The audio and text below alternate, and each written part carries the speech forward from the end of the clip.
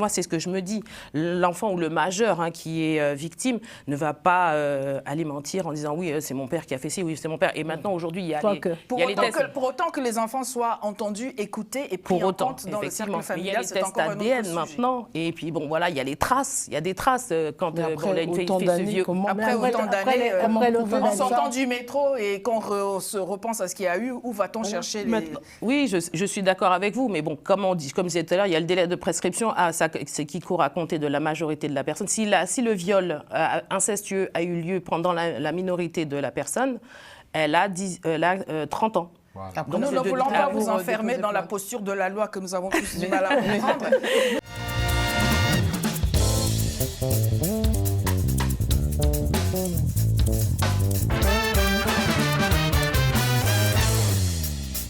Ravi de vous retrouver sur le plateau de Lady vous écoute avec 4 invités aujourd'hui. Nous allons parler d'un sujet dont personne ne veut souvent parler. Restez bien avec nous et puis notre adresse mail, si vous voulez nous donner votre avis, c'est ladyvousécoute@gmail.com. Le sujet aujourd'hui porte sur le tabou de l'inceste. Avec 4 invités, roulement de tambour pour les recevoir l'un après l'autre. Madame Vanina Noël, bonjour Vanina. Bonjour. Vous êtes élue de la ville de Saint-Denis, vous êtes aussi engagée dans le CFOMM. Vous nous direz tout à l'heure de quoi il s'agit. À vos côtés, Monsieur Philippe Ira, bonjour. Bonjour Lady. Merci d'être là. Vous êtes entrepreneur culturel. Vous venez prêter main forte à ce sujet qui concerne à la fois les hommes et les femmes. Votre avis n'est pas de trop. Et nous avons une avocate, devrais-je dire un avocat. Comment vous désignez-vous vous-même? Moi, je me désigne en tant qu'avocate. Bon, alors, Maître Dominique Perran. C'est ça. Avocate donc au barreau de Paris. Vous êtes élue dans la ville de Sevran et vous êtes vice-présidente du CFOMM. C'est le suspense, on vous dira tout à l'heure. Et puis, roulement de tambour pour Miguel Monlu. Félicité. Bonjour. Bonjour Lady. Merci d'être là. Vous êtes journaliste, photographe, écrivaine et vous êtes une femme engagée. Quelque part. Alors, nous allons, quelque part, les femmes sont toujours engagées. Nous allons parler du tabou de l'inceste. J'ai fort envie, Vanina, de vous poser la question. Pourquoi ce sujet car vous nous l'avez proposé. Pourquoi ce sujet? Alors, je l'ai proposé en tant qu'ancienne maire adjointe de la ville de Pierrefitte aux droits des femmes. J'ai eu l'occasion de rencontrer énormément de femmes victimes de violences conjugales, mais j'ai remarqué une particularité chez certaines de notre communauté. Et c'est là que le dialogue s'est noué et certaines se sont livrées. Et j'ai remarqué qu'il y avait aussi un autre problème que les violences faites aux femmes, l'inceste. Qui est une violence faite pas seulement aux femmes, mais aux hommes. On le verra tout à l'heure. Merci pour cette première introduction. En effet, quand on parle de violences faites aux femmes, on pense qu'il y a beaucoup de choses et on ne sait plus très bien faire le tri. Mais il est la question de l'inceste qui est une violence assurément, puisqu'il n'y a pas le consentement de la personne qui subit ces choses. Mais il faut le dire, il y a aussi le fait que le cadre familial est celui qui fait que on doit parler d'inceste, puisque normalement, dans un cadre familial, il y a cette filiation, cette relation entre père, mère, frère, sœur, parents, enfants et tout ce qu'il y a autour, les cousins, les cousines, les tontons, les tatas. On reviendra dessus. Je voudrais, Maître Perran, vous poser la question. Quel regard porte la loi, déjà de manière globale, sur l'inceste ? Les violences faites aux femmes, on reviendra peut-être tout à l'heure dessus, mais sur la spécificité de cette violence qu'est l'inceste. Justement, je vais rebondir sur ce que vous avez dit tout à l'heure. Pas de spécificité, parce que ce n'est pas du tout une spécificité. Hélas. Hélas. Oui. Exactement, le terme hélas. Comme vous avez dit, violence, ce n'est pas vraiment non plus une violence, puisqu'on dit que l'inceste, c'est une notion. Ce n'est pas du tout un crime, ce n'est pas du tout une infraction, ce n'est pas du tout un délit, c'est une simple notion. Voilà ce que dit la loi. Voilà ce que dit la loi. C'est une qualification et on prend cette notion pour dire qu'il y a viol, crime, délit aggravé. C'est une circonstance aggravante en fait. Au niveau de la loi, l'inceste est une circonstance aggravante. Ce n'est qu'une notion, ce n'est pas une infraction. Quand on dit, alors pour la meilleure compréhension de tous, maître, quand on dit circonstance aggravante, c'est-à-dire qu'il faut qu'il y ait eu préalablement une violence et que le contexte familial, tel qu'on le décrivait tout à l'heure, soit la circonstance aggravante. C'est ça. Parce qu'on parle maintenant d'incestualité. Enfin, on veut aujourd'hui la loi, enfin le gouvernement préconise une légifération, une législation. Ouais. On veut que le législateur prenne en compte l'inceste pour dire qu'il y a incestualité et dire qu'il y a infraction d'incestualité. Il n'y a pas d'infraction s'il n'y a pas de crime, de violence viol, enfin l'infraction, pardon, excusez-moi, Non, pas du tout, allez-y. Nous sommes dans la vulgarisation. L'infraction, c'est le viol, le délit ou la contravention. S'il n'y a pas de viol, d'agression, d'atteinte sexuelle, il n'y a pas d'inceste. Et donc, en L'inceste est une l'occurrence, circonstance aggravante du viol. Il y aura viol, c'est l'infraction. L'inceste, c'est une notion. L'inceste, notion, aggrave le viol.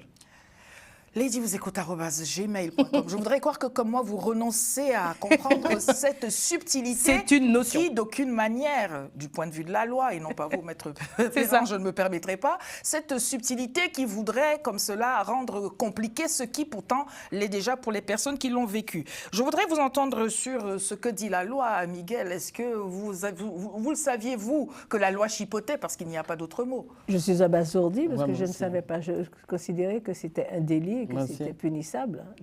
C'est punissable. Oui, c'est punissable, mais à partir du moment où on parle de notion, c'est juste, c'est très flou, c'est très aléatoire. C'est flou.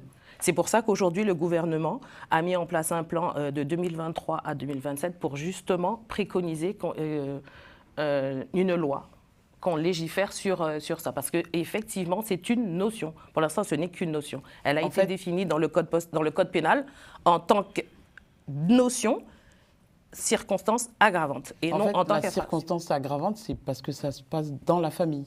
C'est là la circonstance aggravante. La circonstance aggravante parce qu'elle est viol dans la famille. Parce qu'il y a un lien de parenté. Un lien de parenté. Et parce que c'est subi par un mineur. Aujourd'hui, depuis 2018.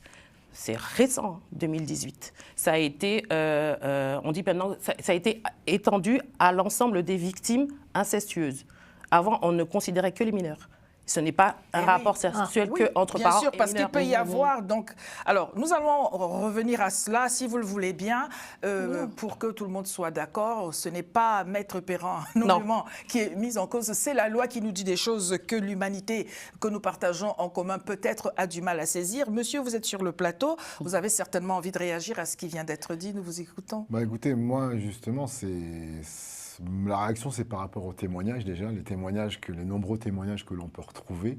Et c'est marrant parce qu'en fait, quelque part, lorsqu'on parle de ce côté justice, ce côté justement loi, etc., ça montre vraiment ce qui se passe en fait réellement dans ce qu'on appelle les problématiques de gestion psychologique que les gens ont en fait. Parce que pendant très longtemps, et là on parle des dom-toms, mais on peut parler depuis l'aube des temps, l'inceste, c'est quelque chose qui existe depuis l'aube des temps. Et malheureusement, les gens, quand on le voit à travers les témoignages, ils ont une problématique, c'est déjà de pouvoir être entendu, être écouté, de pouvoir être dans l'acceptation. Ça, c'est déjà, lorsqu'on arrive à ce cadre-là, c'est qu'on a déjà eu l'opportunité de pouvoir avoir une démarche personnelle. Oui. Mais bien souvent, on constate que tout ça, comme ça a été pendant très longtemps tabou, malheureusement, on se retrouve en fait face à quelque chose où la loi, déjà, lorsqu'on est en connaissance de la loi, que justement, voyez comment vous avez pu réagir au niveau, au niveau de ce qu'on appelle la surprise, de se dire voilà que, ah bon, c'est comme ça que c'est traité. Donc imaginez celui qui vit en fait ces choses-là. Forcément, derrière, ça ne lui donne pas forcément envie de pouvoir se livrer, de donner, on va dire, son témoignage. Et de comprendre même seulement ce qui lui est arrivé. Exactement. Alors, nous allons, si vous le voulez bien, revenir sur ce qu'est l'inceste, au sens tout simplement du vécu et de situations qui peuvent survenir dans votre quotidien. Ceci afin que vous qui nous regardez, vous qui nous écoutez, que vous puissiez identifier, finalement, peut-être quelque chose auquel vous avez été confronté sans avoir nécessairement posé des mots dessus. L'inceste, donc je voudrais faire un tour de table. Pour vous, l'inceste, c'est quoi? Comme cela, nos téléspectateurs et tristes pourraient nous comprendre. L'inceste, c'est quoi? Moi, d'après mes témoignages, je vois l'inceste comme un abus d'un membre de la famille sur un enfant. Un abus d'ordre sexuel, il faut le dire. Oui, d'ordre sexuel, bien entendu. Sur les enfants, un membre de... Voilà, ça se passe, c'est intrafamilial. Alors ça peut être un abus, comme dit Vanina, un abus d'adulte sur un enfant, mais ça peut être aussi, parce que vous avez des rapports, moi j'ai une amie qui m'a parlé de ses rapports avec son frère, par exemple, et ça c'est de l'inceste. Donc entre enfants, donc. Entre enfants, et en fait c'est tous ces situations innommables et qui vous font des cicatrices à vie au niveau sexuel. Et donc, moi, j'ai envie de dire que je sais de quoi je parle. Oui. Entre les oncles, les tantes, etc., il peut y avoir des dérapages, voilà. Qui n'ont pas lieu d'être. Voilà, qui n'ont pas lieu d'être. Je voudrais non pas poser la question à l'avocate, mais à la femme engagée qui plus est que vous êtes. Votre définition, j'allais dire hors la loi, mais je l'assume. Oui, hors la- mais je l'assume. Je l'assume On pour regarde vous ce que également. j'entends, ce que nous dit la loi. Donc votre définition hors la loi, en marge de ce que dit la loi, s'il fallait faire comprendre à nos téléspectateurs ce que c'est que l'inceste, d'après vous, que faudrait-il leur dire? Oui, moi, en ma qualité de personne humaine, justement, comme vous dites, hors la loi, pour moi, c'est un rapport sexuel entre un parent et un enfant. Mais comme avec mes études, j'ai vu que ce n'était pas que ça, et c'est plus que ça. Entre un parent et un enfant, à cela vous rajoutez entre enfants, et vous disiez entre personnes ayant en commun la parenté, tout en étant adultes cependant, c'est quand même de l'inceste. Monsieur, vouliez-vous ajouter votre définition de cela? Je suis vraiment dans cette démarche-là aussi. Enfin, c'est pareil, c'est la même définition. Je dirais même aussi à côté le côté manipulation, enfin tout ce qui est manipulation, parce qu'on parle de sexe également. Mais moi, j'estime que déjà, lorsqu'un adulte en fait peut manipuler, ne serait-ce que psychologiquement, un enfant, pour moi, c'est déjà le début de l'inceste, puisque derrière, les enfants sont dans ce qu'on appelle, on va dire, une démarche de formation. C'est-à-dire au niveau intérieur, il y a toute une partie chimique. Oui. Et on est dans cette période-là où on est en train de grandir et on apprend à connaître son corps, etc. Et dès lors qu'un parent, qui est donc lui déjà stabilisé, on va dire. Un adulte ou uniquement un parent? Un adulte. Une personne, voilà. Voilà, une personne Un référent. Un référent. Oui. Il est déjà censé être stabilisé, il est censé avoir déjà fait justement ce travail de gestion hormonale et tout ce que vous voulez, etc. Justement, dès lors que cette personne-là prend le dessus sur un enfant qui justement n'a pas encore cette capacité, pour moi c'est déjà le début de l'inceste, c'est déjà le début d'une problématique qui va rester à vie pour l'enfant tout simplement. Donc, avec toutes les répercussions qu'il y a derrière, voilà, exactement. On appelle Merci. ça l'inceste psychologique. L'inceste psychologique. Je voudrais donc, au regard de ce que nous disent nos invités, décrire l'inceste comme étant ce rapport d'ordre sexuel entre personnes ayant en commun des liens de parenté, que ce soit des adultes, que ce soit entre adultes, que ce soit d'un adulte vers un enfant, et allons plus loin, peut-être d'un enfant ado devenu, sait-on jamais, vers un adulte. En tout cas, il y a le fait que le cadre familial, le cadre de la parenté, n'est pas le cadre approprié, socialement parlant, pour la sexualité, parce que, et là je vous laisse réagir si vous le voulez bien, parce que socialement, qu'est-ce que l'on veut éviter? Pourquoi ça peut être avec le voisin d'à côté et l'ami du village, et pas le cadre de la famille, parce qu'il y a des raisons, Miguel? Je crois que déjà, c'est un déséquilibre. À partir du moment où un adulte s'engage à avoir une relation sexuelle ou émotionnelle avec un enfant, c'est déjà le début du chaos. C'est ce chaos qui nous a saisis tous au début de cette émission quand on a entendu la loi. C'est sans doute que toi, tu vas très mal et que moi, je vais être très franche. Moi, j'ai vécu ça. Il m'a fallu 8 ans et demi de thérapie pour savoir que le premier inceste que j'ai vécu, je devais avoir 7 ans. J'en ai 65 aujourd'hui, et ça laisse des marques, et c'est pour ça que je dis, le problème aussi de l'inceste, c'est que c'est un déséquilibre à vie. C'est comme un souffle qu'on vous imprègne et dont vous ne pouvez pas vous débarrasser. Et donc, aujourd'hui, moi, je ne peux pas considérer que ça peut être qu'une notion. Puisque c'est du vécu. C'est du vécu. C'est du vécu. Alors, on reproche aux gens qui l'ont vécu souvent de ne pas l'avoir dit assez tôt. Mais comment dire? Comment dire ce qu'on n'a pas tout à fait discerné soi-même à ce moment-là? On n'a pas la notion, on n'a pas les mots, on n'a pas le verbe pour signaler tel et tel attouchement, telle et telle attitude. Ça peut être juste une attitude. Mais c'est un conflit perpétuel. Alors, la consanguinité qui pourrait en découler, parce que, ma foi, quand il y a une relation sexuelle, il pourrait y avoir un enfant. C'est là qu'on parle de consanguinité et tout ce qui peut s'en suivre. C'est certainement cela que le cadre social voudrait éviter, tout en couvant quand même, en ne disant rien autour de choses qui se passent dans les chaumières. Vanina? Je voudrais d'abord Oui, revenir allez-y, je vous prie. sur Miguel, Allez-y. quand tu as parlé de quand le parent en question commet cet acte-là, c'est que lui-même aussi, il a un problème psychologique. Mais il faut dire aussi que lui-même aussi, peut-être qu'il a subi. Sans doute. Voilà. Ou pas forcément, d'ailleurs. Ou pas forcément, mais cela Parce qu'il y a n'explique une- pas Oui, le reste. ça n'explique Voilà, pas, ça n'explique n'excuse le pas reste. non plus, parce Voilà. que quand on regarde dans nos territoires d'outre-mer, c'est quelque chose qui est ancré chez nous depuis l'époque de l'esclavage et qui s'est poursuivi jusqu'à maintenant. L'inceste et de l'esclavage, le bubidome, et jusqu'à maintenant.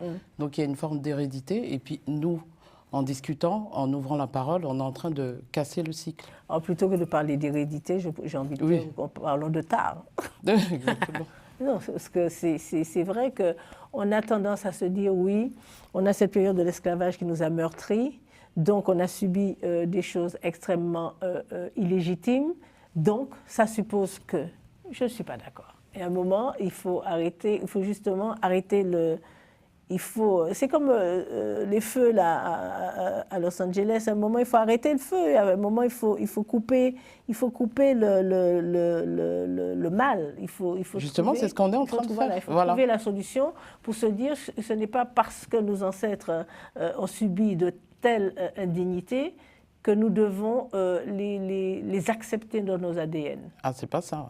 Mais on peut réfléchir, penser, aller chercher d'où vient justement Oui, je ce suis tout à fait problème-là d'accord, sur le qui territoire. est Mais vraiment un ne pas problème. accepter et Voilà. casser le cycle. Mais à un moment, il faut gommer Ah oui. certaines tares. Éradiquer ADN même. Et éradiquer, voilà. Alors, allez chercher d'où cela vient. Vous parliez des Outre-mer, on y reviendra dans un petit instant si vous le voulez bien. Mais le fait est que là où il y a des hommes et des femmes, du masculin et du féminin, et peut-être uniquement du masculin ou uniquement du féminin. Oui, Ceci c'est pour vrai. dire que la question de l'inceste ne concerne pas uniquement l'interaction sociale entre un homme et une femme. Il s'est vu des attitudes d'une personne femme vers une autre personne femme, fillette ou plus grande, et dans le cadre aussi de l'interaction entre les hommes, des attitudes qui procèdent ni plus ni moins que de l'inceste. J'aimerais bien que vous réagissiez à cela. Est-ce que vous pensez que c'est une question qui ne concernerait que les départements et les territoires d'outre-mer dont vous êtes les uns les autres ressortissants? Est-ce qu'il faudrait restreindre ce sujet à cela?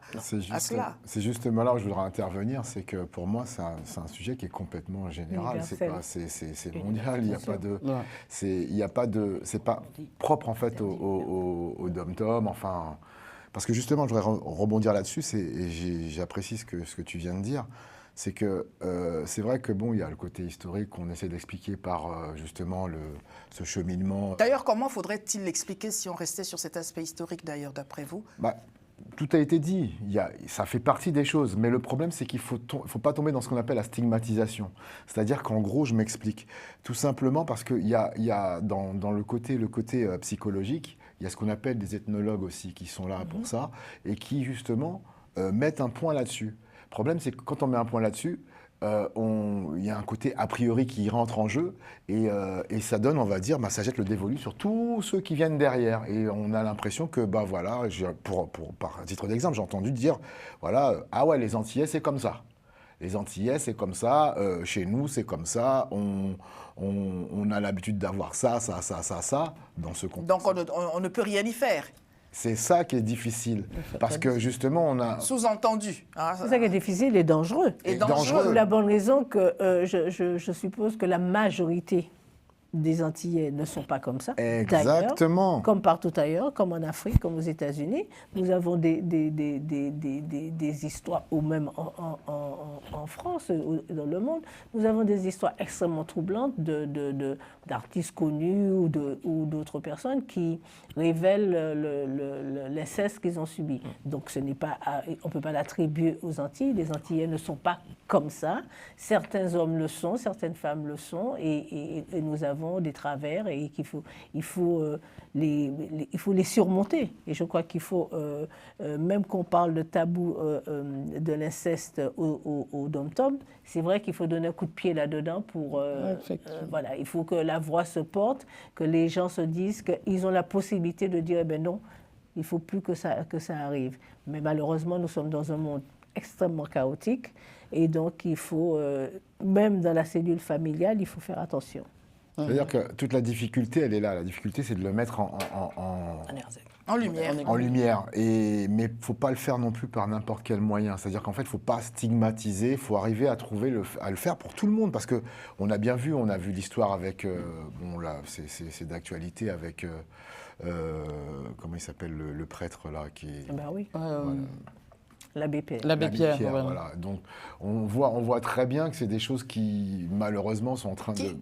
Qui vont au-delà des origines, qui n'ont rien à voir avec le fait que l'on soit issu du pôle Nord, du pôle Sud. Encore une fois, du là où milieu il y a... social, d'ailleurs. Du milieu social, d'où que l'on soit. Tout Ceci pour vous dire, amis téléspectateurs, ne gardez pas le silence. Peut-être avez-vous envie de vous faire entendre par des spécialistes, des personnes engagées, ou tout simplement être accompagné pour poser des mots sur ce que vous avez vécu ou sur ce dont vous avez été ou ce pourquoi vous êtes l'auteur ou on peut le dire l'autrice, parce que bon, il n'y a pas que des hommes qui soient auteurs de ces choses-là. Écrivez-nous, ladyvousécoute@gmail.com. Nous saurons orienter vos messages vers des personnes qui pourraient vous apporter l'accompagnement que peut-être vous désirez, parce qu'on veut croire que tout le monde a envie de s'en sortir. Vous avez tous parler des Outre-mer et du Bumidum. Si vous êtes d'accord, je voudrais vous proposer que l'on découvre donc ce que c'est que le Bumidum, ou plutôt quelqu'un qui nous en parle, quelqu'un d'un âge certain. On reviendra sur la petite vidéo tout à l'heure. Mais maître, c'est quoi le Bumidum pour ceux qui ne connaissaient pas? Alors, sincèrement, je ne connais pas non plus parce que je n'ai pas vécu. Alors ce sera Miguel. Alors, moi, on peut dire que je suis enfant du Bumidum. Alors, Bumidum, j'arrive jamais à donner le terme exact. Donc, il faudra chercher bureau de migration, enfin, le Bumidum a été... Département d'Outre-mer. Voilà. Le Bumidum a été créé par un certain monsieur Debré, à l'époque du gouvernement c'était le gouvernement de qui? De Gaulle? Ou c'était de Gaulle à l'époque encore? C'était pas Pompidou, non? Je crois que... Qui est-ce qui n'était pas encore né autour du plateau? C'est de Gaulle. Et moi, par exemple, je suis une enfant du Bumidum. Je suis arrivée à Paris.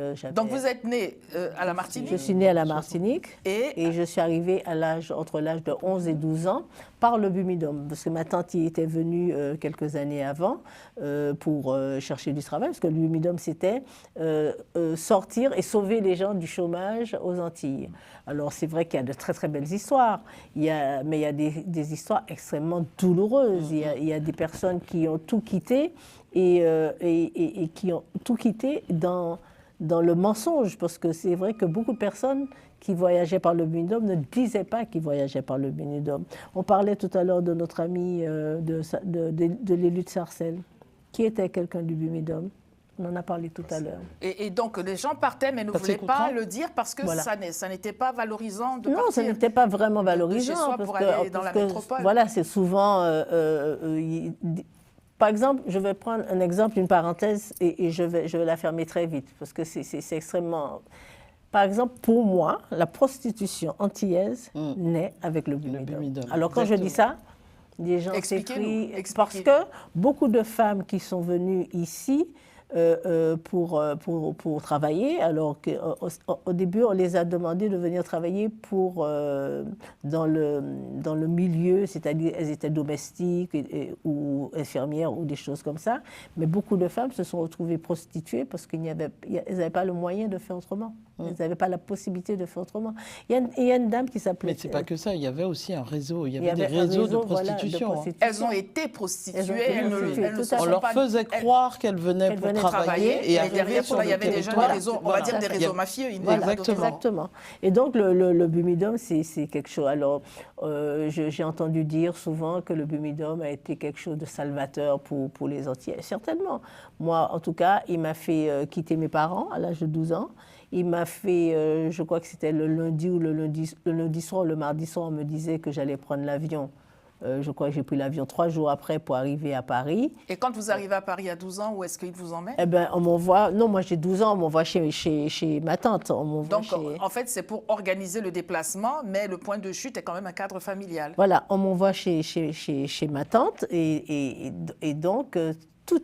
en fait, quand tout est relié, on parle d'inceste, on parle de trucs, et tout est relié. Parce qu'on m'envoie dans la famille où vit la personne qui m'avait fracassé un peu, beaucoup. Donc, un peu beaucoup. Donc, tout est tout est compliqué hein, dans ce système de Bumidum, de voyage. Césaire dit que c'est comment il dit Césaire? Excusez-moi, je ne savais pas qu'on avait parlé du Bumidum, mais il dit que c'est un génocide par substitution. Un génocide qui ne dit pas son nom. Voilà, qui ne dit pas son Donc nom. des populations déplacées Voilà. sous le prétexte de leur donner une condition de vie meilleure, économique. adultes comme enfants, sauf que rendus en métropole, c'est-à-dire en France, les choses ne se passent pas comme on aurait voulu. Si vous êtes d'accord, Maître Perrin, c'est vous qui prendrez la parole après notre élément vidéo. Nous allons donc écouter Monsieur Victor Manébar qui nous parle de son expérience du Bumidum. On regarde ceci ensemble. Je m'appelle Manébar Victor, j'ai 85 ans. Je suis venu en 1957 en métropole, de Martinique en métropole par Bumidum, après avoir passé un examen. J'ai réussi mon examen et j'ai pas été très satisfait de pour ce que j'avais choisi et ce que j'ai obtenu de Bumidum. C'était quoi le Bumidum en fait? Le Bumidum, ça a été fait par Michel Debré, il me semble bien, qui était Premier ministre à l'époque, qui envoyait des enfants de Martinique, Guadeloupe, Guyane, en métropole, pour apprendre un métier, ou certains pour bon à tout faire. Bon, pour les femmes, je parle bien. Vraiment à tout faire, parce qu'on en a entendu des choses. Voilà. Avez-vous eu vent de quoi que ce soit? Non, ce que j'ai pas vu, je peux pas dire que. Voilà, j'ai entendu, Oui. mais je l'ai pas vu. Et qu'avez-vous entendu? Les bonnes à tout faire, ça veut dire ce que ça veut dire. D'accord. Autre chose à dire au sujet du Bumidum? Il y a beaucoup de personnes qui étaient satisfaites, mais beaucoup qui n'étaient pas satisfaites. Et par contre, j'ai entendu beaucoup qui ont dit que ça a été un déracinement. Est-ce que ça l'a été pour vous? En ce qui me concerne personnellement, non. Oui. Mais pour d'autres, j'ai entendu le contraire. Vous en pensiez quoi à ce moment-là? J'étais jeune à l'époque et j'ai pris ce qu'on m'a donné. Je pense que d'autres personnes ont fait pareil que moi. Et voilà. Si c'était à refaire? Si c'était à refaire à l'heure qu'il est, je ne le referais pas. Pourquoi? Mais par contre, je ne regrette pas d'être venu en métropole. Mais si c'était à refaire, je serais venu par mes propres moyens. Est-ce que vous pensez que ça a laissé un impact sur les Outre-mer aujourd'hui, le Bumidum? Si oui, quoi? Ça a aidé certains Antillais. Je dis bien, ça a aidé certains. Mais en même temps, il y en a qui ont été déracinés. Je pense qu'il y en a qui sont venus, qui ont regretté. Voilà. Quel message adresser à la jeune génération qui n'a pas connaissance de ce qui s'est passé dans les îles à ce moment-là, aujourd'hui? C'est-à-dire la jeune génération en ce moment aux Antilles, Oui. ne vivent pas comme à mon époque. Parce que maintenant c'est du chacun pour soi, alors qu'à mon époque, tout le monde, un aidait l'autre, voilà, on ne laissait pas quelqu'un tomber là-bas. Tandis que maintenant, c'est chacun pour soi. Vous êtes optimiste sur l'avenir des Outre-mer avec ce qui se passe? Très optimiste. Très. Qu'est-ce qui va se passer avec l'histoire de la vie chère et tout ce qui s'ensuit d'après vous? J'espère que ça va s'arranger. Tout seul? Peut-être pas tout seul, mais il va falloir. Mais aussi, Il va falloir que la jeunesse aux Antilles se mette au boulot quand même, aussi quand même. Hein, parce qu'il y a un petit peu de laisser-aller. Merci beaucoup. Retour plateau, donc merci à vous, Victor Malébar. Je voudrais préciser, vous êtes retraité, vous avez 85 ans, donc vous avez du recul. C'est une parole de sagesse. J'ai cru voir quelques larmes sur ce plateau, mais peut-être que je n'ai pas bien vu. Quoi qu'il en soit, Maître Perrin, vous deviez prendre la parole. Oui, nous avons donc là du recul de ce que cet organisme a pu permettre, faire venir des gens en métropole, en France, donc venus des îles. Mais pour en revenir au sujet qui nous intéresse, on parle de développement économique aujourd'hui, de la vie chère, mais peut-être faut-il commencer ou tout du moins s'attarder au développement humain. Quand on est, Madame disait tout à l'heure, fracassé de l'intérieur, comment peut-on aller de l'avant ? C'est ça, comment peut-on aller de l'avant? C'est pour ça que je disais tout à l'heure justement que le gouvernement a mis en place un plan de 2023 à 2027 pour justement prendre en compte les violences faites aux enfants. Ils ont alors créé la CIVIS. C'est une commission indépendante sur l'inceste et les violences faites aux enfants. Mais bon, malheureusement, ce n'est que pour les enfants, que pour les mineurs, alors que, comme on a vu tout à l'heure, c'est plus que ça. C'est plus que des mineurs. On ne s'attarde pas que, il ne faut pas s'attarder que aux mineurs. Ce n'est pas que des enfants qui subissent l'inceste, ce n'est pas que des mineurs qui subissent l'inceste. On disait tout à l'heure que c'était un interdit universel, donc il faudrait justement pouvoir tout englober et dire que l'inceste, ce n'est pas qu'une notion. Et le tabou, il faudrait... Tous les tabous, toutes les façons, partout il y a des tabous, c'est un indicateur de ce que c'est quelque chose de très grave et qu'il vaut mieux pouvoir, quand c'est possible, comme c'est possible, chacun avec sa sensibilité, pouvoir ouvrir la bouche pour en faire état. Et vous le disiez tout à l'heure, il vous a fallu du temps pour discerner même seulement ce qui vous était arrivé à ce moment-là. Bien sûr, et puis il y a les lectures. Moi, c'est en lisant beaucoup Marie Scondé. Marie Scondé parle beaucoup de l'inceste déjà dans Désirada, dans son avant-dernier livre aussi, elle parle de l'inceste, et dont je ne me rappelle plus du nom, mais ça me reviendra. Et à lire et à rencontrer, à regarder des films, j'ai pu mettre un mot sur ce que j'avais vécu, des mots sur ce que j'avais vécu.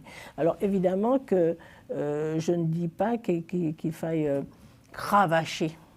Mais il faut un moment se dire que nous sommes dans des pays où nous sommes un peu schizophrènes. Hein. Il faut que nous soyons accompagnés par des spécialistes. Il y a des spécialistes, il y a des avocats, mais il y a des psychologues. Alors c'est vrai que nos gens s'interdisent des fois d'être accompagnés parce que bon, on n'est pas fou. Moi, je sais que j'ai dû faire 8 ans et demi de thérapie pour me sentir ancrée. Parce que j'étais fragmentée. Et à partir du moment où vous êtes fragmenté, vous ne pouvez pas construire. Vous ne pouvez pas vous construire et vous ne pouvez pas construire autour de vous. Vous avez beau... moi, j'étais je résistais à des émotions alors que je ne les comprenais pas. J'ai eu des histoires d'amour très chaotique, très déséquilibré, parce qu'il y avait un moment, il fallait que je mette un mot sur ce que c'était qu'aimer. Déjà, s'aimer soi-même et aimer les autres, et pour les bonnes raisons, à bon escient. Excusez-moi, mais est-ce que la honte, justement, est un facteur, justement, à ce silence et à cette difficulté, justement, de... Sans doute que la honte... C'est comme ça que je le ressens, moi. Oui, sans doute que la honte, oui, mais je ne crois pas que ce soit la honte qui vienne en premier.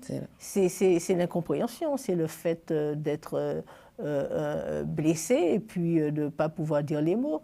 Aller dire, et à qui les dire aussi. À qui les dire. Parce que ce sont des personnes qui sont... parce que je vais être assez spéciale. Moi, je sais que cet oncle, moi, je l'ai beaucoup aimé, je l'aime encore. Mais par contre, je sais que j'ai mis de la distance avec lui. Parce que, imaginez que c'est une agression dans le métro, une agression injuste, qui m'a fait me dire, mais j'en ai marre d'être agressée. Ouais, j'imagine. Et qui m'a fait, un jour de février, froid glacial à Paris, aller lui demander pourquoi ça s'était fait. Donc, j'ai eu aussi le réflexe de l'enregistrer. Et à ce moment-là, j'ai senti la petite fille à côté de moi et je savais que là, je n'avais pas tourné la page, je n'avais pas tout gommé, je n'étais pas guérie. Mais au moins, j'avais trouvé une solution pour me dire que je ne voulais plus ça et que je voulais pouvoir m'entendre dire que pardon. Et le pardon, vous l'avez entendu? Oui. Et vous l'avez reçu? Je l'ai reçu et j'ai une amie, quand je lui ai dit que je lui ai pardonné, elle me dit, tu n'es pas Dieu. Non, je ne suis pas Dieu, mais si on a l'attitude. Pardonner, c'est se faire du bien à soi-même déjà. Si je ne pardonne pas, je ne serai pas là. On ne va pas rester enfermé dedans. Mais merci pour cette part de témoignage. Pardon, allez-y, Maître Perrin, je ne voulais pas vous interrompre. Oui, pas de souci. Justement, cette loi du silence, moi, justement, me fait dire que la victime incestueuse est vue comme comment on appelle ça, un objet sexuel.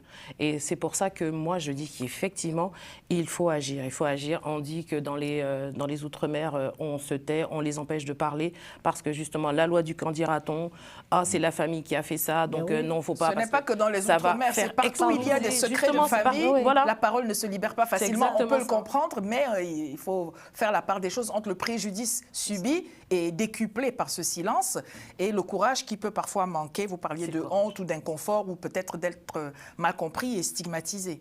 C'est pour ça que là, maintenant, la répression de l'inceste, elle existe. Et c'est pour ça que je voulais lire tout à l'heure l'article 222-31-1 du Code pénal, mais je ne vais pas la lire, mais justement, effectivement, maintenant... Que dit la loi en 2 mots? En 2 mots. En 2 mots, viol, agression sexuelle, aggravé par l'inceste, justement. C'est ce que vous nous aviez dit tout à l'heure. Il y a une punition, il y a une répression. Tout à l'heure, c'est vrai que vous avez... Je ne vais pas dire que vous avez mal compris, hein. C'est une notion, mais qui aggrave le viol, qui aggrave l'agression sexuelle, et l'auteur est puni. Ils ne sont pas laissés impunis. De quoi est puni l'auteur? C'est important. D'emprisonnement. Faut-il pouvoir prouver que l'auteur en a été? Et comment prouve-t-on des choses que l'on a vécues quand on était enfant, dans le temps? Comment fait-on pour prouver? Il y a un délai de prescription, justement, dans le temps. Il y a un délai de présomption? Un délai de prescription. De présomption. Ah oui, parce que de toute façon, l'enfant, il va... Moi, je me dis ça. Moi, c'est ce que je me dis. L'enfant ou le majeur qui est victime ne va pas aller mentir en disant oui, c'est mon père qui a fait ci, oui, c'est mon père. Et maintenant, aujourd'hui, il y a les tests. Pour autant que les enfants soient entendus, écoutés et pris en compte dans le cercle familial, c'est encore un autre sujet. Il y a les tests ADN maintenant. Et puis, bon, voilà, il y a les traces. Il y a des traces quand une fille fait ce vieux... Après autant d'années, en sortant du métro et qu'on se repense à ce qu'il y a eu, où va-t-on chercher les... Oui, je suis d'accord avec vous, mais bon, comme je disais tout à l'heure, il y a le délai de prescription, c'est qui court à compter de la majorité de la personne. Si le viol incestueux a eu lieu pendant la minorité de la personne, elle a 30 ans. Voilà. Donc, nous ne voulons pas vous enfermer dans la posture de la loi que nous avons tous du mal à comprendre. Nous allons terminer, si vous le voulez bien quand même, sur le fait que ce n'est pas que les femmes ou les filles qui subissent l'inceste. Nous allons ensemble regarder donc une vidéo Cabal, c'est cela, de Cabal, qui a commis un ouvrage parlant justement de l'inceste qu'il a subi de la part de femmes, sa mère et d'autres femmes dans le cercle familial. On regarde ceci ensemble, s'il vous plaît. Et c'est pour cela que nous devons faire écho, vibrer, dire, porter, reconstruire, dénoncer, s'interroger, se mettre au travail. Les violences sexuelles ne s'arrêtent pas au seuil des portes des possédants les plus aisés. Elles frappent à l'aveugle partout où elles peuvent faire leur lit et prospérer. Elles se nourrissent des plus faibles, des plus isolés, surtout des silences qui chaque jour viennent renforcer leur défense immunitaire. Si j'ai choisi de ne pas me taire, ce n'est pas simplement pour protéger mes enfants, leurs enfants, nos enfants. Cela va beaucoup plus loin que ça. C'est beaucoup plus vaste qu'une histoire de filiation et de famille. Les filiations et les familles n'empêchent pas les agressions. Elles n'empêchent ni les violences, ni les silences. Pas seulement pour mes enfants, leurs enfants, nos enfants. Mais nos. Ces adjectifs possessifs mal nommés sont en réalité des adjectifs responsabilisants. Mais, nos. Mes préoccupations, leurs droits, nos responsabilités.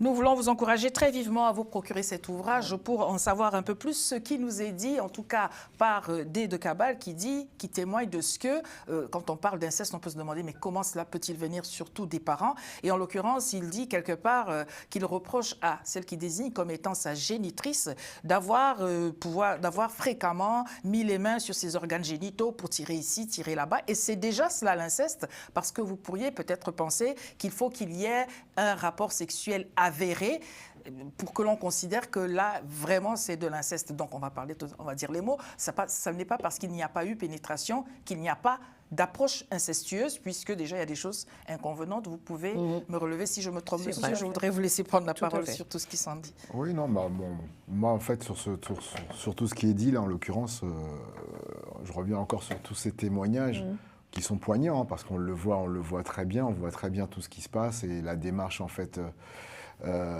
qu'il faut faire pour pouvoir se sortir un peu de ce carcan.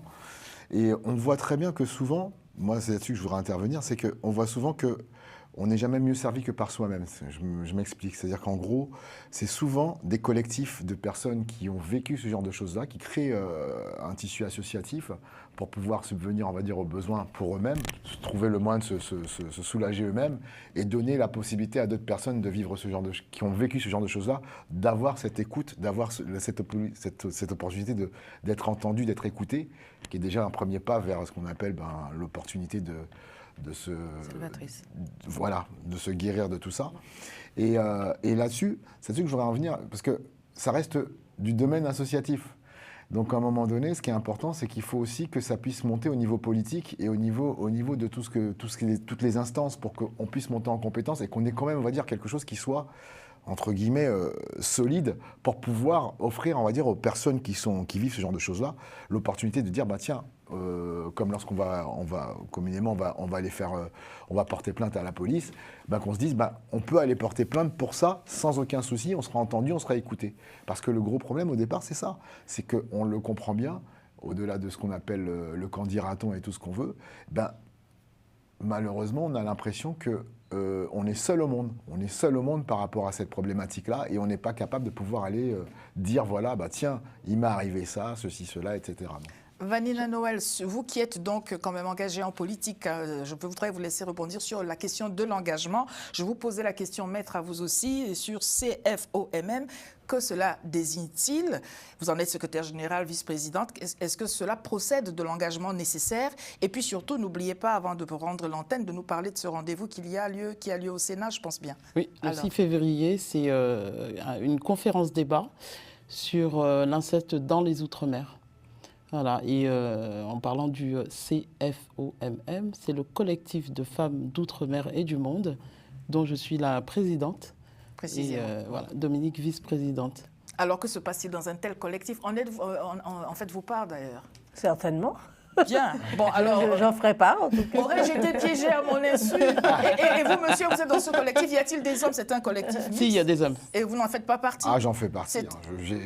Obligatoirement. Je suis obligé, C'était donc le collectif des femmes d'outre-mer et du monde, et des hommes y compris, qui porte cette cause. Et donc, rendez-vous au Sénat à l'Assemblée nationale. Le 6 février à 18h30. À 18h30. Alors, on est déjà pratiquement complet, donc là, on va devoir changer de salle, prendre une salle. Parce que la salle est beaucoup trop petite. Et qu'allez-vous y faire? Donc, est-ce qu'on va en arriver à des lois, à des mesures, à des accompagnements? On va débattre et justement, il y aura un député qui pourra écouter et qui pourra peut-être rebondir au niveau du Parlement sur ce qui sera débattu lors de la conférence. Parce que le problème, c'est que nous, chez nous, je vais parler de ce que je connais, mais sur nos territoires, c'est quelque chose de totalement tabou, où les femmes n'ont pas encore, les enfants, n'ont pas libéré la parole, et on retrouve sur le territoire nos femmes qui sont complètement fracturées par ce fléau.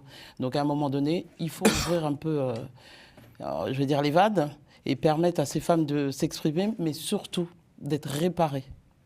C'est là aussi. Et la réparation, vous viendrez nous en parler. Nous tâcherons peut-être de nous joindre à vous pour voir comment se font ces choses et comment il y a des perspectives.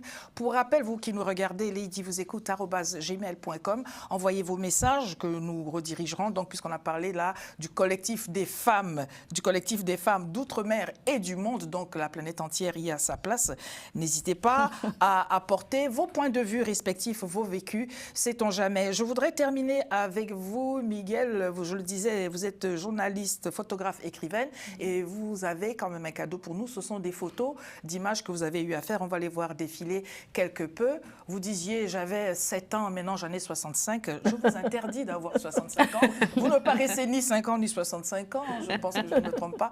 On va regarder ces images. Alors, en quelques mots pour rendre l'antenne, Firmin Richard, ce sont des photos d'exposition? Oui, en fait, ce sont des photos d'abord d'exposition. Et là, c'est une photo de tournage.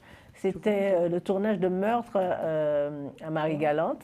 Et c'est une photo du film Meurtre à Marie-Galante, Firmin Richard. Très belle. Alors, c'est Miguel m'ont suscité par un ami photographe que j'admire beaucoup qui s'appelle Alain Herman. Et c'est vous dans la photo. Voilà, c'est moi dans la photo. Alors, un moment extraordinaire avec Eusanne Palsy, réalisatrice, et Marie Scondé. Et moi, j'aime beaucoup cette photo parce qu'elle est pleine de tendresse. Et Marie Scondé qui est vraiment... Eusanne est ma marraine de photographie. Et Marie Scondé était une grande amie pour qui j'ai beaucoup d'estime. Et toutes les deux, ce sont deux grandes sœurs. Emeline Michel, chanteuse haïtienne et qui fait partie de Mes Femmes Flambeaux. Mes Femmes Flambeaux, ce sont... alors, c'est le projet sur lequel je suis en train de travailler.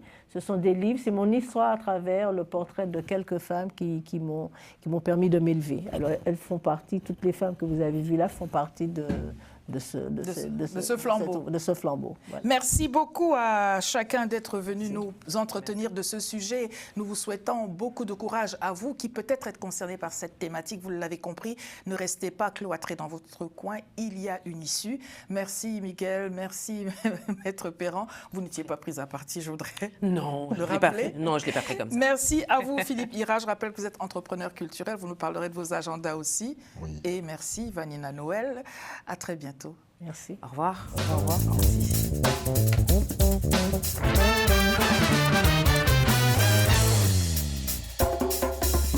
Merci.